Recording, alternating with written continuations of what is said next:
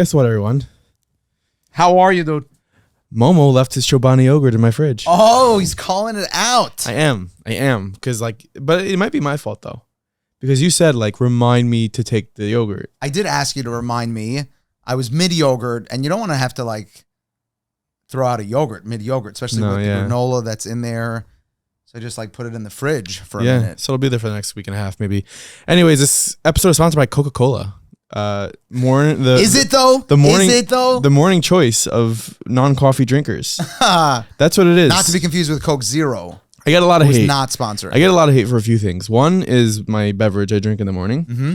Two is mainly because it's not coffee. And two is I'm always not sure what to wear for these podcasts. It's hard to get dressed knowing that so many people are watching. Interesting. So I was about to pick out a shirt this morning and I'm like, this looks like linen. I have a linen shirt. I solved it, by the way. I don't know if I told you. What's that? The solution is to just not think about it. And just get dressed and then go about your day and then come here and do your thing. I'm a much better winter podcast dresser. Because sweatshirt, hoodies, sweaters, summer. Maybe I just solved it, people. Nahi keeps this studio at a sub-zero temperature in a way that I cannot even articulate to you. I don't even know why I put the yogurt in the fridge. I could have just put the yogurt on the table. It is a refrigerator here. It's a solid 66 and it's because you need the sweaters. Yes. I got it. Yes. Absolutely. It's a solid 66 degrees here this morning at the Meaningful Minutes Studios. And we're so excited to present to you another episode. How's your marriage, by the way? How? I'm asking you, the subscriber, the person who's driving in their car. Maybe you're 16 years old and you're not married. Or are you? Or maybe you're going to be getting married very soon. Well, this episode is with Kayla Levin. Kayla Levin is a marriage coach. She lives in Israel. She happens to be a Baal Teshuva. She comes from a family of divorced home, which I think people are talking about a lot more lately, about their experience coming from divorced home. And she has this awesome podcast that I got hooked to. Happens to be when I was in my first year married.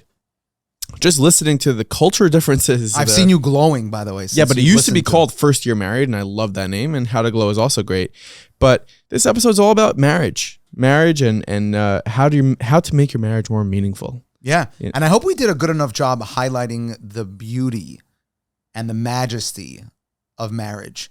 I know we talked a little bit about some of the anxieties that come up, leading up to marriage, and some of the challenges that couples encounter. But I think it's really important to listen big because Kayla really has such an amazing perspective on the opportunity that marriage is if invested in it appropriately. Yeah, and that's what must be done. So I hope you enjoy this episode. Of course, we want to say a big thank you to our friends from Bridge Credit Solutions. It's been a few weeks since we had one of those. The people were throwing darts here at the window. And the people that were lining up with those torches, it may have been Achnasas Torah or it was a Bridge Credit Solutions. Yes, that's what it is. Guys, Bridge Credit Solutions supports this podcast. And if you love this podcast, support them. By supporting them, you're really supporting yourself because you're going to go ahead and check out your credit and take stock of your life. We're in Elul. Rosh Hashanah is almost here. It's all about introspection. So it's the night of Slichas coming up soon. And the thought that should be on your mind at that moment is, what's my credit score? Erroneous. No, it shouldn't be that. Erroneous. It should be more than that. But when you're leaving Slichas, you might be thinking, what's my credit score? So go ahead and reach out to Bridge Credit Solutions. The link to click is in the description, is in the show notes, and get in touch with them to find out how they can make your life a lot better. Enjoy this episode. You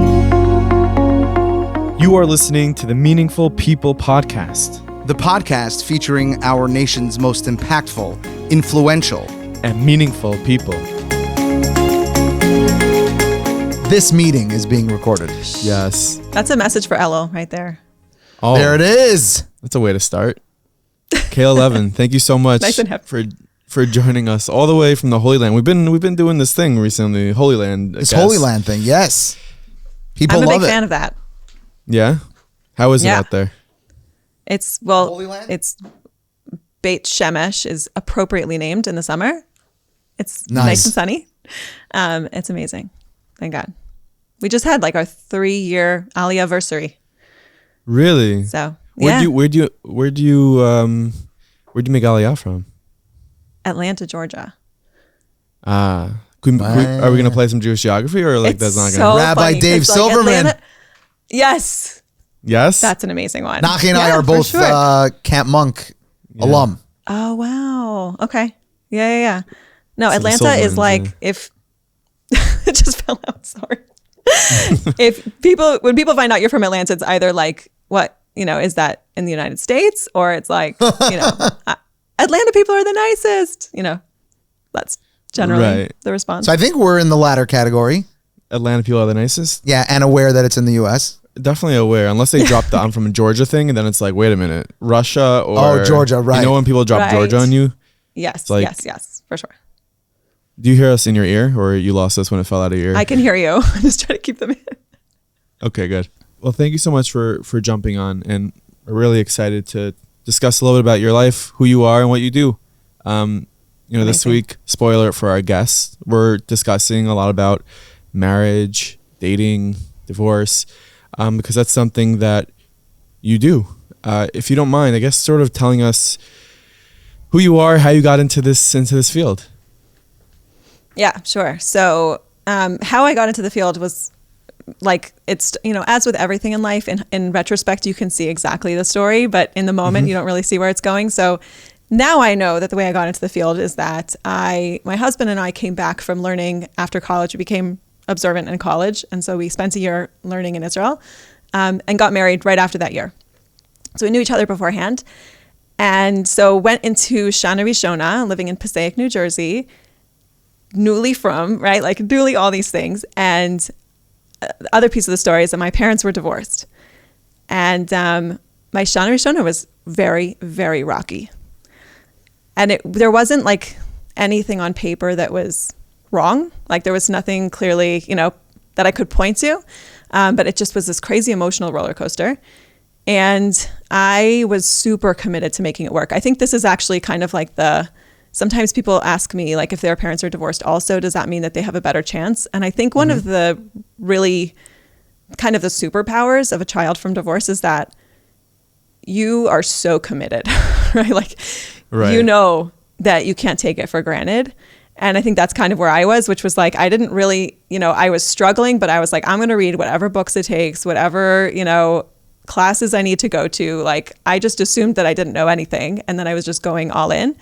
At some point along that journey, I discovered coaching, which kind of, it bridged the gap between all the learning I was doing, which was describing this is an ideal relationship, this is an ideal couple, this is like how the dynamic should be, like all the vision.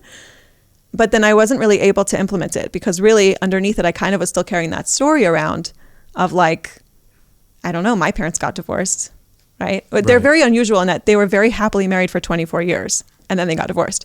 So it wasn't like they got divorced and I was like, oh, thank God. Like some people are, they're like, this was not going well. It's very obvious. It was a very big shock to everybody. And so I kind of had this like, it could all go up in flames at any moment feeling, which makes it hard to then implement all the marriage stuff because if you're feeling anxious, you're not like showing up at your best. So coaching kind of was the click for me. And I used it for myself with my marriage, but I started professionally coaching business, life stuff, parenting, like whatever people wanted to talk about. I was like very excited and happy to coach. I loved coaching. And then at some points, the two worlds came together. All the work that I'd been doing for all these years on my marriage came together with the work that I was doing as a coach. And I realized like this really is the area that I'm the most passionate about talking about and that I felt I was having the biggest impact with my clients. That's very cool. And there's one way that I came to sort of know the work that you do is I was perusing through Spotify and Apple, and I saw a podcast, which it's formerly known as First Year Married. I think now it's called How to Glow. But First Year Married, you had this podcast where you're just jumping through, I guess, different phases, challenges throughout a relationship. I'm sure that there are people who can identify with that Shana Rishona like struggle or that like culture shock that happens when you get married and you're that first year. I'm curious if you could speak more to like what you were going through in that first year and why you felt like, hey, like this is something that needs to be worked on. Yeah. I mean, the truth is like the podcast was called First Year Married because I originally wasn't gearing anything towards a Jewish audience. And so one of the classes that I gave was there's a Jewish concept called Shana Rishona. right? Which doesn't match the, you know, happily ever after narrative, right? If it's happily ever after, why do you need Shona or Shona? Why do you need him like not to go travel for work or go to war or all these different things, right? You need it because you actually, like, the marriage needs to sink in. Like, it needs to start to feel like a real thing for you. And it doesn't automatically. Like, it takes that investment of the year. So actually that concept alone for me was a huge game changer. But what was it looking like? I mean, emotional roller coaster is probably the best way to describe it. I was like very reactive. Like, you know, my husband would say something and I was just imagining like, okay, but that means this and that means this. And, you know, I'm trying to give a good example. And it's funny because it also goes both ways, right? Because if you're worried and you're feeling vulnerable, you also pull away. Yeah. Right? So like it would go both ways. It's like sometimes people come to me and they're like, I don't know, it's not me. Like I'm frustrated with my husband. I'm like, yeah, but it's all one picture, right? Like it all goes together. I would just like, things would happen and I just was immediately thinking about the worst case scenario. And I, you know, like kind of, I think a lot of times I would get into this mentality of, if he's going to leave, then I'm going to start protecting myself now because I don't think I could take it. Right. Yeah. I think before we even unpack the contemplation of divorce that you know that couples find themselves in when they hit a roadblock or they hit a challenge in the context of their relationship, and of course one's upbringing and one's experience with their parents' relationship colors that experience, of course. Before that, you mentioned something that I think is very important leading up to that, which is retreating within the context of the relationship right out of the gate, right? Where we clam up and we don't allow ourselves to be vulnerable with our spouse. And I think the dating process, I think, has a lot to do with what leads up to the Shana Rishona, leading up to the marriage, where we have a system in place and we could talk about that system and the beauty of the system and what works really well with it.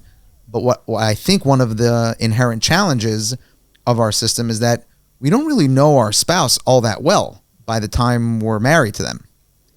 So how do we sort of examine the system of dating leading up to the need to be vulnerable, because we can't grow in a relationship unless we're willing to be vulnerable? How do we take from a system of dating that's very rapid, that's very focused, that doesn't take so much time, and all of a sudden here we are, it's Shana Rishona, and the order of the day is to be super vulnerable? Yeah. And I even want to like pull out from that. There's kind of like a very common assumption underneath it, which is that knowing each other better will make things go better, right?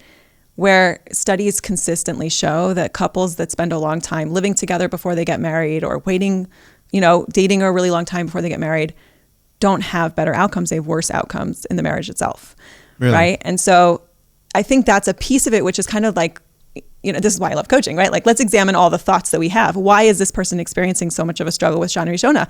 Maybe this one's thinking, I barely got to know this person. So now how's she showing up in the relationship? If she's thinking, I barely got to know him, for sure she's going to struggle with being vulnerable, right? I think, you know, and just like you said, I think there's so much that's beautiful about the dating process, especially as a Baal Tshuva. Like, I just think like it is the best way to sell Judaism on the planet. It's like you get to start with your head and then go to your heart, and it's beautiful. At the same time, it's helpful to know what stumbling blocks there might be, so that as a person, you know, does make that transition into marriage, they know kind of what they might be dealing with because of that system. And another one I think that people struggle with is, you know, there's so much of a focus on what am I looking for? What do I need? What's going to make me happy? And then this kind of myth that like, if I figure that out, if I find that thing that's in my mental list, my mental checklist of what I need from a spouse, then it's going to work. And then you get married, it's a guarantee it's not going to work. It doesn't just go. That's not how marriage is supposed to be, right? Like we get, like, this is the main relationship in your life. You think Hashem's just going to be like, oh, here you don't need to grow. Everywhere else you could grow. Like, we're not going to have any opportunity for growth here. No, that'd be terrible, right? So I think it's like, again, it's kind of that, like that myth of like, if I figured it out right, if I dated enough times or I found the right person, then it's going to just go. And then the problem becomes when it doesn't feel smooth and it doesn't feel easy, then do we make that mean like something's gone terribly wrong? Or do we say this is exactly what's supposed to be happening? For sure.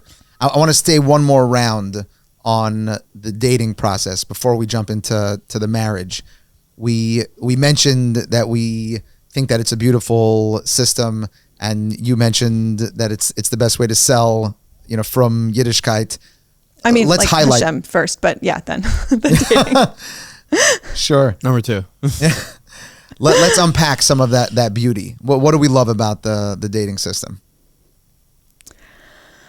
I don't know what we love. I can tell you what I love about it. Nice. I think, Gila Manelson's classic work, The Magic Touch, right? We know from studies that physical touch bonds people, right? They did a study where the waitress study? I do not, but I'm about to. Okay, so they did a study where like the waitress half the time would touch the person on the shoulder when she left the check, and half the time she didn't touch the shoulder. And she got a higher tip if she touched the shoulder of the patron, right? That's erroneous. Touch releases. What's that? I said that's erroneous. I'm just taking a Momo line. I wouldn't want a waitress touching my shoulder. Side note, problematic in a kosher restaurant. Maybe waitresses in kosher restaurants aren't making as much money. I don't know. That would be a problem. Tip for waitresses. Why is that happening? It's happening because when we experience touch, then bonding hormones are released in our brains. Right? So if you need to decide if you want to bond to this person first before you get the hormones on board. No? Yeah, that waitress. First of all, I'm a big fan of statistics. I love those like studies. I don't know if these studies are ever real, like they actually ever perform these studies, but like I'm a big They say 86% of statistics are made up. Say that. There it is. But that's really interesting to know that. But Momo, and this is not about intimate relationships. This is the same study would apply for a waiter, and this is not about any kind of intimate connection. This is just the nature of physical touch. Period. Right. I mean, it definitely gets 10x'd as it becomes more physical. But if you're talking, any touch is going to have an effect. Sure. Just on the dating thing one more time, I think that in the Jewish dating world, there's a lot of discussion nowadays. You can flip through Jewish magazines. There's probably a column on it every single week, how we need to fix the system. So I think it would be remiss if I just didn't bring up that side of things. Like there is a lot of, let's say, frustration that people have with in the frum world, called the mainstream yeshiva world of the what that dating scene looks like. And we're definitely not here to say, oh, it's a terrible system, and because it's been working for decades, and it's working for probably most people. But no system is ever perfect. People are here to systems are here to serve people. People are not here to serve systems. So inherently, systems are never going to be perfect. You like that? That's true. You're still thinking about it though. It's processing. I see it right over here. Spinning wheel. Yeah, right? It's loading. So what do you say about, if you can, like, what would you say to that, to those people who are just fed up, frustrated about the Jewish dating world? Okay, well, it's very hard not to put on my coach hat, right? Like, think about it the same way we were talking about the relationship, right? Like, if I'm sitting here saying the system is broken, the system doesn't work, how well am I engaging with the system now? How well am I showing up in terms of what I'm doing? How proactive am I being? It's not, sometimes I just like to say, like, that's just not a helpful thought, right? Whether it's right or wrong, am I going to live on that island, or do I want to go somewhere else that might actually get me what I want? And I think another thing is that, I don't know about you, I feel like for me, a lot of the horror stories I hear have more to do with imperfect people versus imperfect systems. Not that the system is perfect, but, a lot of the horror stories seem to be mitos issues to me, as opposed to like, it's because of the system that, this person only cares about things that maybe shouldn't be as important. And I think just like you said, like we are living in an imperfect world here. We'd all like it to be, to be perfect, but we don't get that. That's not what it's supposed to be. Yeah. I think it's important to point out as well, as from Jews, we believe that 40 days before the fetus is formed, it is predetermined. A bas kol calls out exactly who our soulmate is, our soulmate literally. And when it's I don't want to discount the challenge of going through the system and having year after year go by, and maybe someone hasn't found their basher yet. I chas v'shalom do not mean to be insensitive, and I'm not trying to discount that challenge. But I think the order of the day in dealing with that challenge is our emunah that our bashert, our soulmate, is out there somewhere. And as frustrating as it is for the person to be looking for one soulmate, guess what? That soulmate is looking for you too. I found that, on that, I found it interesting that like Dov Bashevkin, he said that he had gotten married at an older age. I think he was either 30 years old, whatever. And he had said that something he wishes that existed more in the from dating scene amongst older people as well is don't just be dating. Don't just be like everyone who comes over to you is like, oh, so what's doing? Like, you have an occupation, you have a life outside of the dating. Like, don't obsess over this one area of your life and let it define you. So I think like it's also important to mention that those who are going through that struggle, just sort of echoing what he had said. I found that to be, and is that something that I imagine you deal with people who are perhaps in that older stage, dating or just getting married. Do you find that people are just fixated on it? Yeah. Do you find that people are just like, it's taking up their life, it's affecting their work, it's affecting their health, like it's just too much? I don't know. The truth is, I see them after the fact, right? Like, I get them once they're married. So sometimes we have to process what went on in the dating experience because they're carrying it with them into the marriage, right? Sometimes the opposite, like they felt like they really had to just make a decision right now, and so they just did. But then did they make peace with that decision that they made a decision, right? Or are they now looking at every single thing that comes up in their marriage and saying, I don't know, but I felt very rushed, like maybe that was the wrong guy, maybe like what are we carrying with us?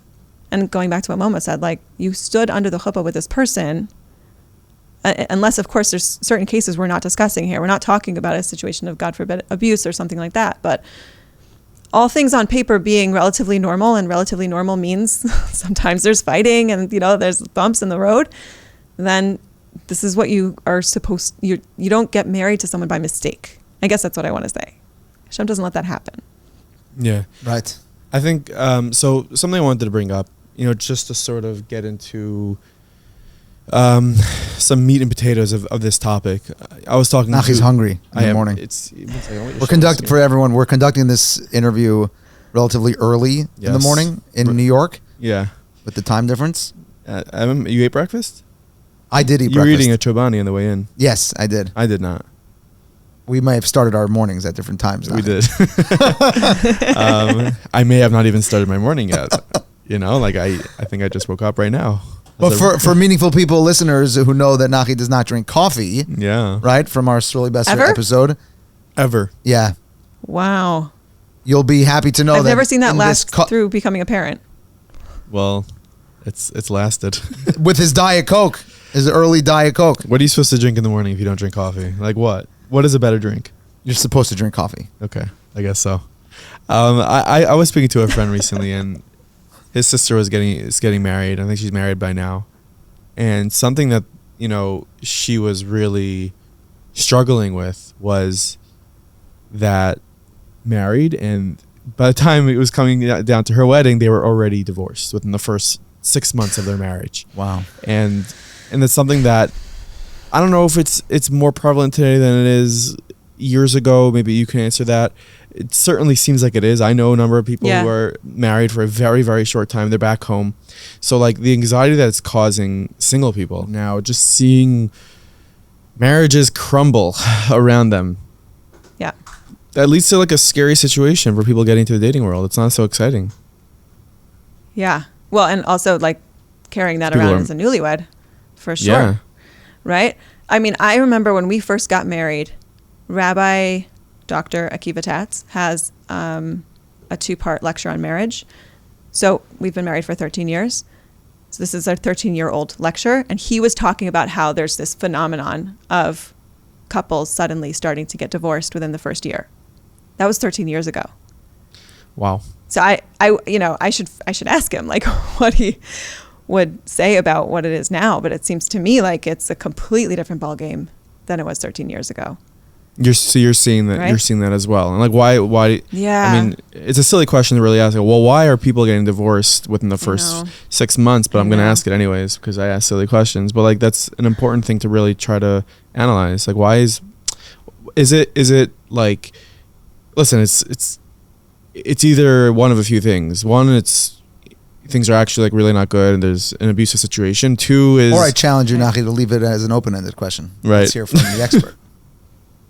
What do you mean? Oh, you're saying you're asking? So, yeah, no, I agree with Nachi. Like meaning if you have a situation where information is found out in the first year, that's almost more like a dating problem than a marriage problem, if that makes sense. Right? Like this person turns out to have a serious personality disorder or, I don't know, major information was withheld.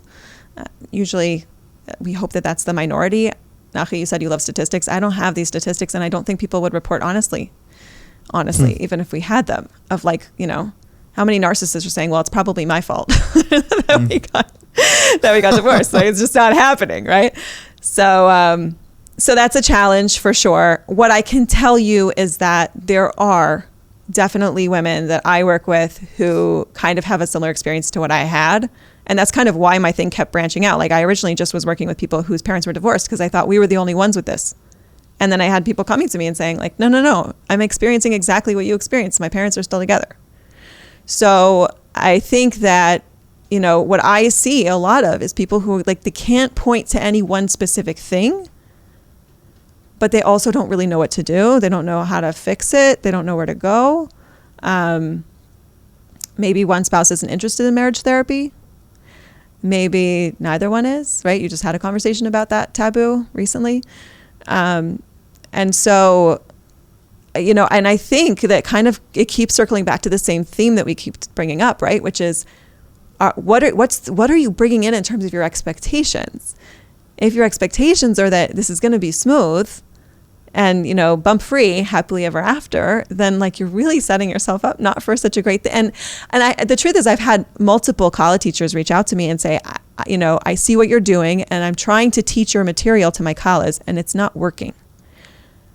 And I've heard it enough times that at this point I kind of feel like maybe like that's what Hashem wants. Maybe it must be that Hashem wants that when you're engaged, it's kind of an attitude of like, oh, you're telling me that there will be bumps along the road, like nebach for you, that you had bumps, right. But me and my guy, we're good. There's a confidence that you have. Otherwise you'd never get married, right? For sure. And then so what to me is the most important thing is that we normalize working on our marriages after the fact, after you're married. Absolutely anything we can do before marriage, 100%. But I think also just taking into consideration that until someone hits that first bump, that first disagreement, that first I know one of the things that really freaks out women is the first time that they feel disgusted about their husband. They're like, oh my gosh, I can't feel disgusted about him. I'm like, what are you talking about? He's a guy. He's probably disgusting sometimes. That just happens, right? But like they think this is a huge thing. You can't feel that emotion about your husband. Yeah. So I think it like creating, yes, sort of saying it enough times that when the thing happens, they're like, oh, maybe that's what they were talking about, if they'll remember. But I think also, just saying like, oh, you're married. So are you doing a Shalom Bayis class? Just the same way that people take chinuch classes and professionals take ongoing professional development. Like, why are we just expecting like set it and forget it? And to add to that, we expect so much more out of our relationships than we ever did. And we're all so busy, we're putting in less than ever. Maybe not than ever. Probably there was a time where people expected such, it's like, look, if you're trying to survive, right? And every woman in the world is just washing the laundry and taking care of children. And every man in the world is just bringing home as much money as he can possibly manage to bring home. And that is all you were expecting is a functional home setup so that everyone can survive. So you don't actually need to invest that much because really if everyone's playing out their roles, it's fine.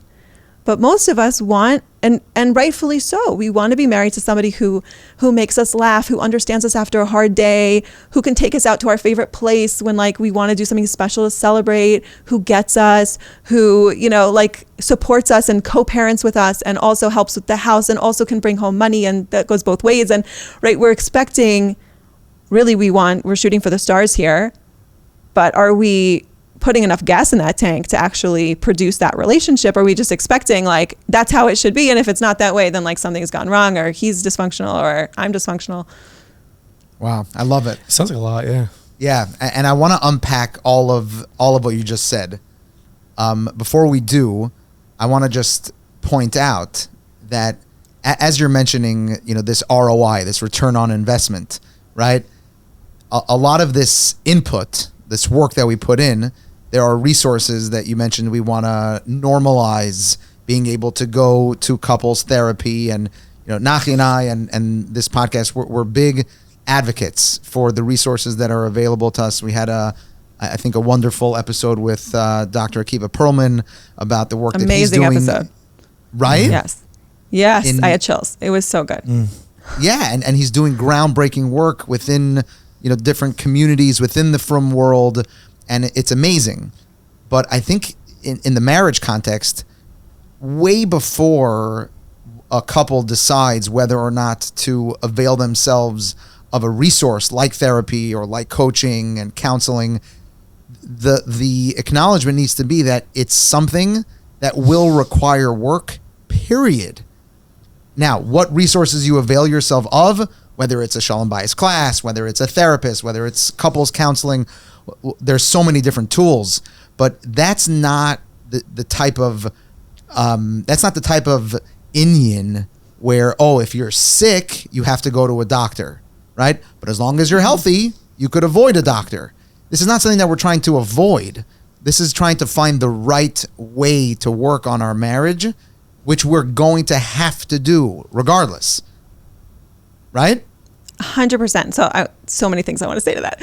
So first of all, that, you know, we don't really accept mediocre in many areas of our life, right? Like it's like, so you just gave the doctor example, but I would say the example for marriage would be like, you know, if someone tells you, I'm going to run a marathon, and you're like, why? You don't get winded when you walk up the stairs. Nice. Like, no, they want to run a marathon because they want to run a marathon, right? So am I just saying like, oh, my marriage we're not getting divorced, therefore I shouldn't work on my marriage?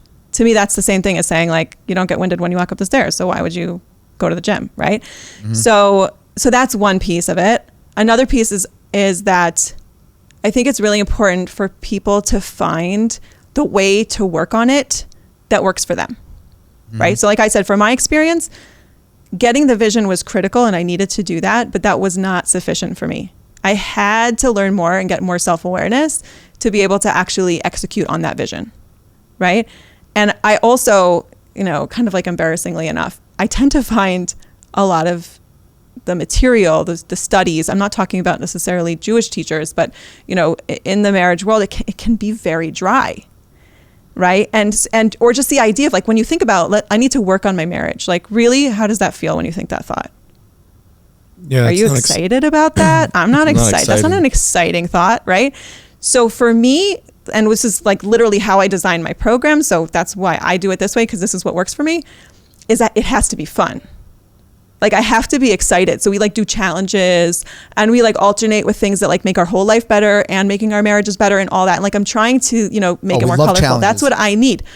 What's a good challenge? Challenge, yeah, let's go. Because it's only women in the group. So let me think what I would do for you guys. Okay, so we just did a month on respect. Okay, so like working on the whole concept of respect and what does that mean, and also like taking away some of there's some non-Jewish stuff that's creeped in about respect. That had to be taken away. So I actually had the women interview their husbands and find out, like, what does that look like to you? And what other, they had a bunch of different names. Like, what about appreciation? What does appreciation look like? What would I do that would show you appreciation? Right? And so their husbands had a chance to just articulate that. And most of the women were very surprised. And then at the end of the month, I had them break one thing down and like make a habit of it, right? And then they like report back their challenge, like, you know, their success, so that they gave it a shot. So again, that's for me. I noticed like with Dr. Perlman, right? that's almost a totally different approach of like, let's dig deep. Let's, it's like almost like a spiritual, like, right? Like a very deep, intimate, one-on-one type of thing. Very different. And I think different people might need things at different times in their life. But the piece that I want to say is if you can find a way to make investing instead of working on your marriage, like investing in your marriage enjoyable and something that you're enthusiastic about doing, then you'll do it, right? Anytime we want to build a habit, we repeat habits that give us a positive feedback. So we need to find a way that for us, and really taking ourselves into consideration, what's my style? What's going to work for me? What am I going to keep doing? I really like that challenge. It's like you would think it's sort of like, well, talk to your spouse and really get to know them. It's a basic thing, but I like how you framed it of sort of like sit down with them and interview them. Like interview them sort of how like we sit down with a guest and interview a guest, and after give Naki another opportunity to interview someone. He's all in. Yeah.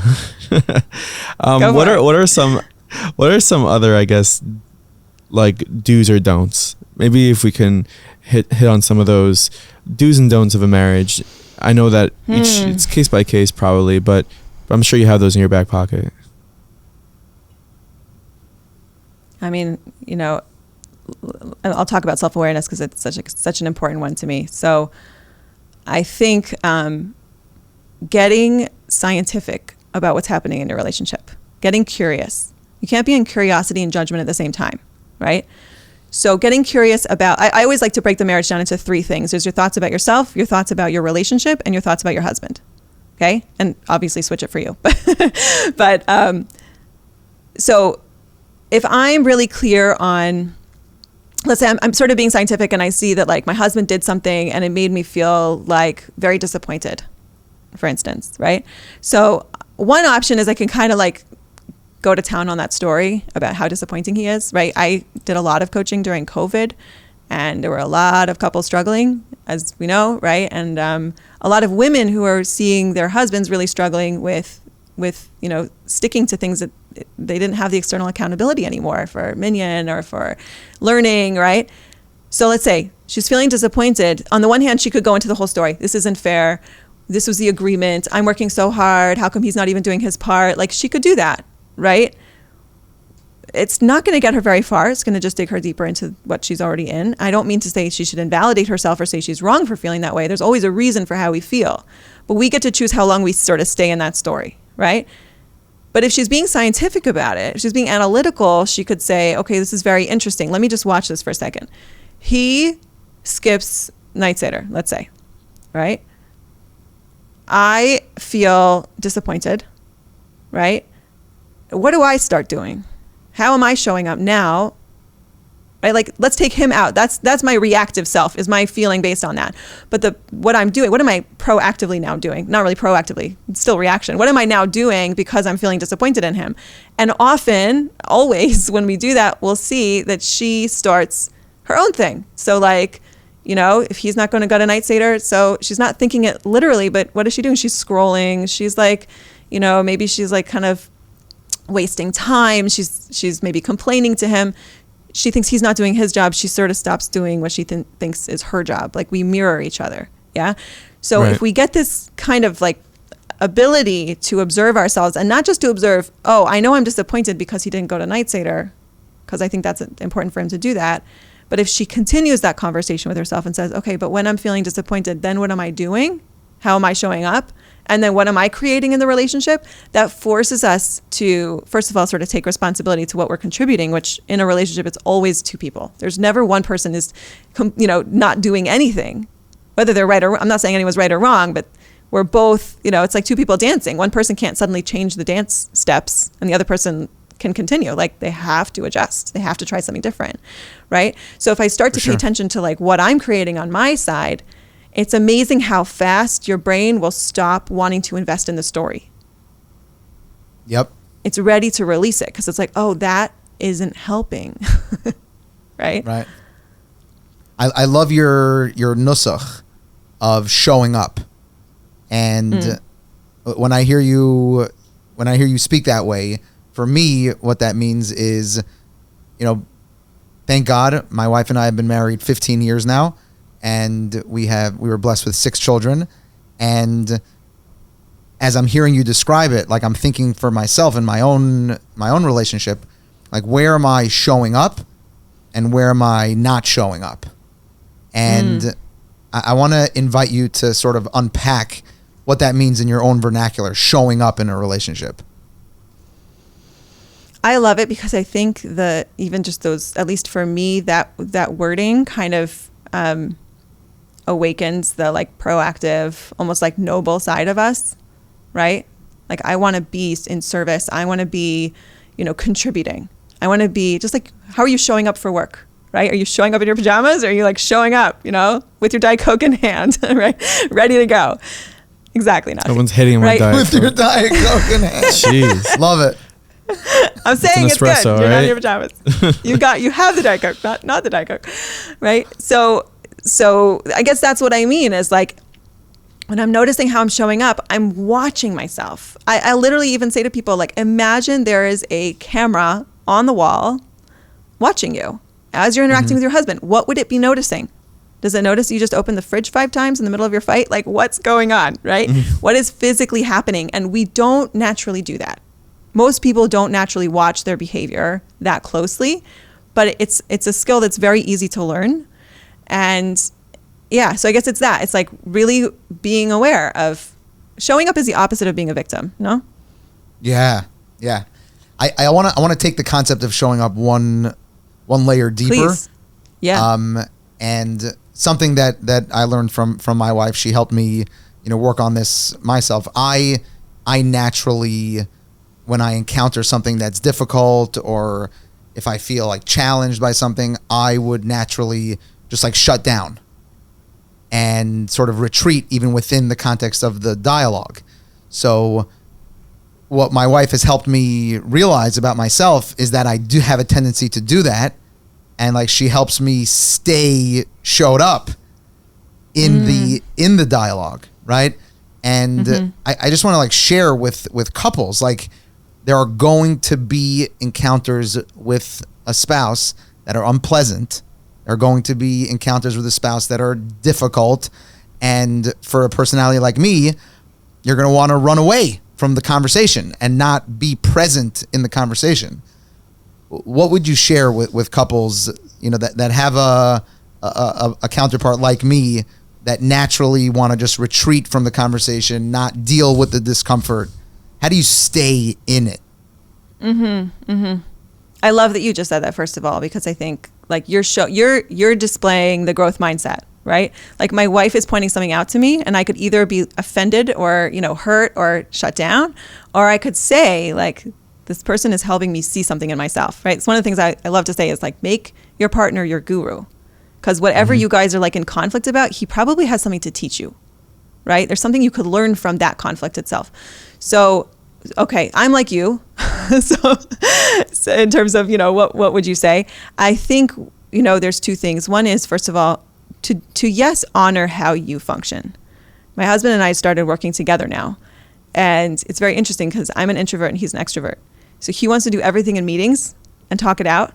And like every single thing that comes up, I'm like, great. I'll let you know what I think in 2 hours. He's like, but the meeting is right now. I'm like, no, I'm sorry. I have to leave. I have to sleep on it. I have to go wash some dishes. Like I can't process if you're in the room with me, And so it is important that if it's something like that, we can honor it, but without disregarding the other person's needs. Right? I'm trying to be present with you. I'm trying to give you an answer right now. It's not in my wheelhouse because I don't process the same way you do. Right? Just like I wouldn't expect my husband to go take something and mull over it for a week. It would make him crazy. Yeah, he's going to trust his first instinct. So honoring yourself, but at the same time, figuring out what is the thing you're trying to avoid by checking out. Right? It's probably an emotion. If you can articulate that emotion, our brains tend to think that these emotions are dangerous. Like I can't feel awkward in the elevator, so I must check my phone. Right? Right. But actually awkward's not going to kill you. Like no one ever died from awkward. Yeah. So if it's a situation like this where you're having like maybe an uncomfortable conversation or something, maybe you're feeling a little bit trapped or panicky or something like that. So if you can articulate, like right now I'm feeling trapped. So first of all, that's going to already bring your upper brain online. Your lower brain that's like, I actually thinks I'm trapped. It's like starting to freak out. The adrenaline's running. Then you can just remind yourself like, I'm not physically trapped. That's not what's happening. This is a conversation. That actually helps, right? And then number 2 is you can actually start to notice like, oh, it sounds silly. This was like very hard work for me to start doing because it's not as like cerebral as I'm used to, but what does trapped actually feel like in my body? If I could describe trapped in my body, let's say, where do I feel it? In my stomach? Is it hard? Is it tight? What is it? What I'm doing is I'm training my brain to realize that these negative emotions are not dangerous. And you know what? Maybe I'm going to feel trapped a little bit sometimes. Love it. Is that the worst thing? I love it. I'm gonna like try not checking my phone in the elevator because like that's like everyone. No one's looking. Will at you anything. survive? Let's be real. No one's even got service in the elevator. You're just looking at your screensaver. Yeah. You know. Yeah. I wanted to give a shout out to my business partner, Chesky Asaf. Chesky Asaf. How are you, dude? He says that to me, that ladder tool that you mentioned about where do you feel it? Like if I'll express something in the context of work, he'll be like, where do you feel that? Where? Like physically. Very cool. It's just a healthy relationship. Isn't it? It is. He's good people. It's also very cool because if you're noticing what's going on for you, you're not also getting lost in the story, right? That's what I said. So like if I'm thinking, I can't believe she's bringing this up again. We've had this conversation so many times, da da da da. So I'm just actually generating more and more of that feeling. Right? I'm continually generating it. But if I'm stopping and saying, oh, interesting, this is trapped. Where am I experiencing trapped? Then I'm not busy. Like my brain's going to be focused on that and not focused on, continuing with that whole story that's getting me in trouble in the first place. Right. So we've now sort of gone to the advice segment of this episode, which we never really segmented our episodes, and I don't think we do, but we're making an advice segment. Yeah, what segment is this one right now? I don't know. Why do you got to put me on the spot like that? what do you say to a spouse that puts you on the spot like that? Sheesh, Momo. So this whole episode is one big spot, but we're on the spot right now. That's the nature of what we're doing, dude. I'm just trying to transition, I don't know. Look, you don't have to wait until you guys are on the brink of like a divorce to work on it. Look at us. Here we are. You could have a challenge. Here we are. Here we are.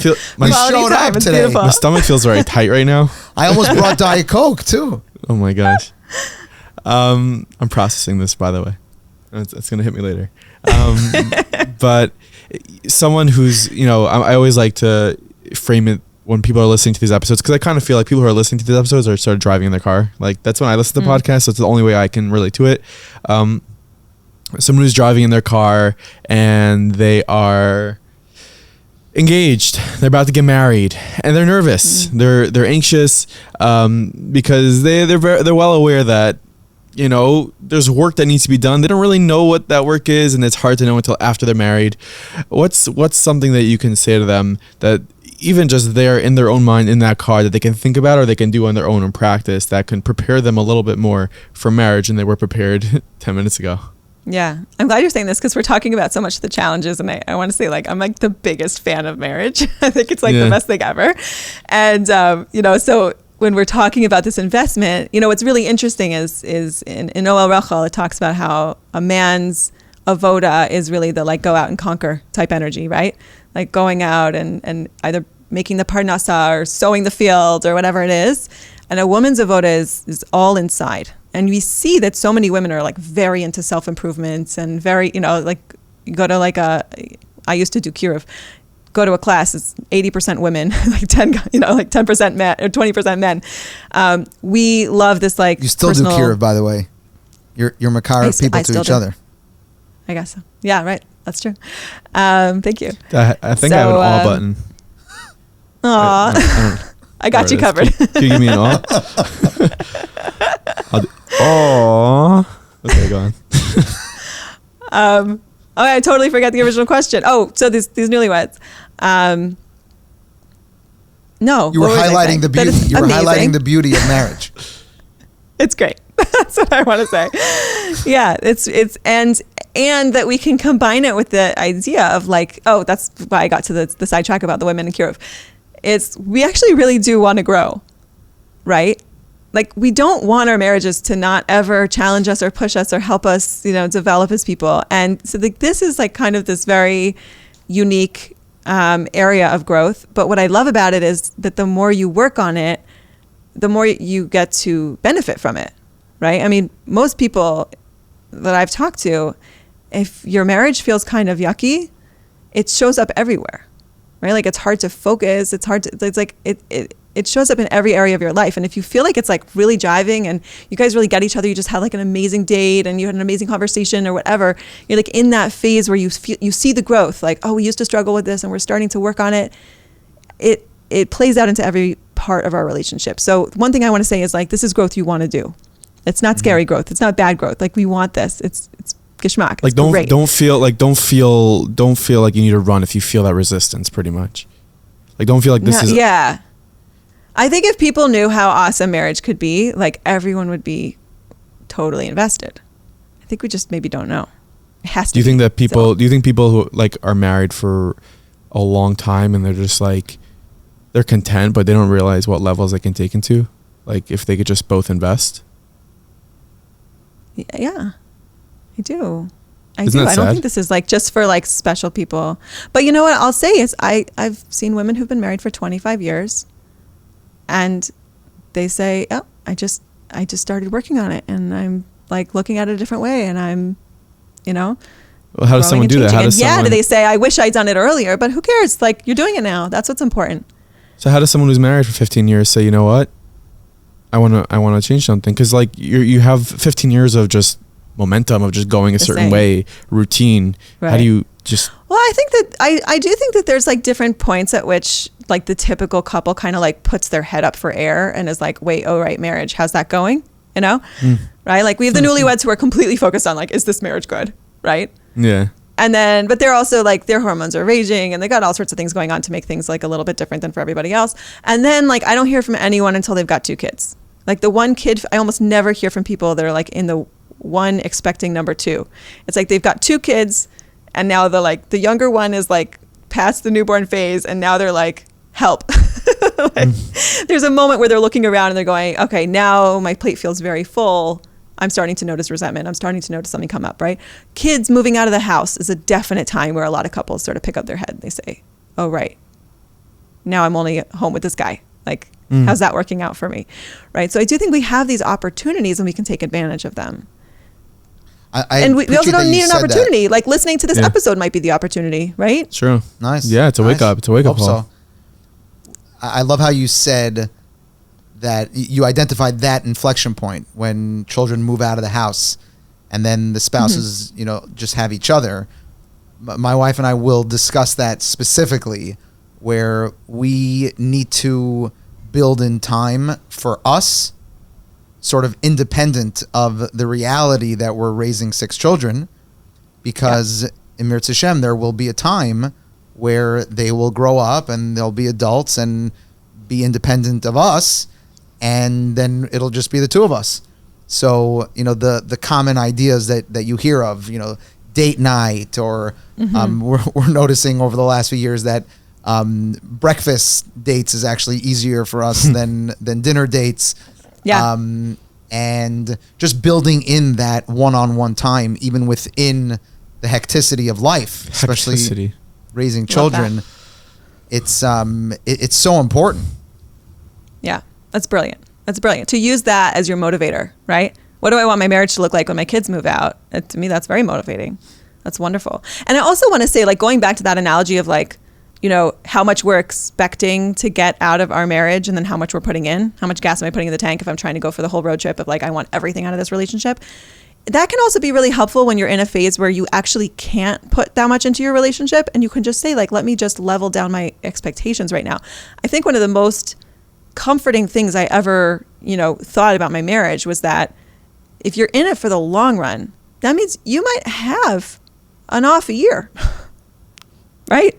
Interesting. We don't have to like every single interaction, every single thing like has to be on par and perfect. It's like we might just say like, you know what? He's going through a big transition, or I'm going through a big transition, or right now we're drowning in babies. Like, doesn't need to equal some, right? Yeah, it doesn't need to equal some big conclusion. Exactly. It just might mean, oh, I noticed that we're not putting in so much. Let me make a note that this needs, like, I need to address that, right? That's not sustainable in the long term.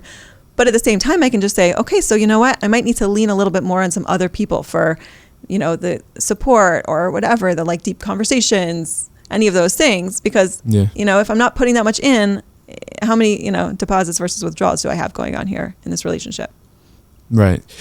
You know, we're very big fans here on Meaningful People of people, you know, taking care of themselves, and if they need to get help for something, getting that help, and whether that's with conversations we have with Dr. Kivi Perlman about therapy, or conversations we have really with any of our guests about important topics. This topic about divorce, about marriage, we've discussed it with Jamie Geller a little bit. Her parents are married, divorced. Naftali Miller, who came from a home of divorce. You know, I wanted to do this episode because I just feel like marriage is the most beautiful thing, and we need to be able to all just approach it with a healthy mindset, and whether you're younger or older, be able to just live life intentionally, and you know, I think that the things that we discuss here apply not just to marriage, but really all relationships. So, you know, really thank you so much for you know, joining us in this conversation. You know, where can people, I guess, find that resource, maybe to even take a course with you or listen to some of your stuff?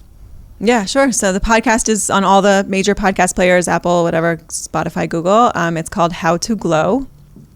And the website is KaylaLevin.com. So there's, I have an online, like a membership program, right? The one with the challenges. So that's a big community of women. Yeah. Okay, amazing. Thank you so much. Amazing to come on here. And I'm with you, like such an important conversation. So I'm glad you're having it. Thank you so much. Thank you. Really, really appreciate it. Kayla. All the best. Bye.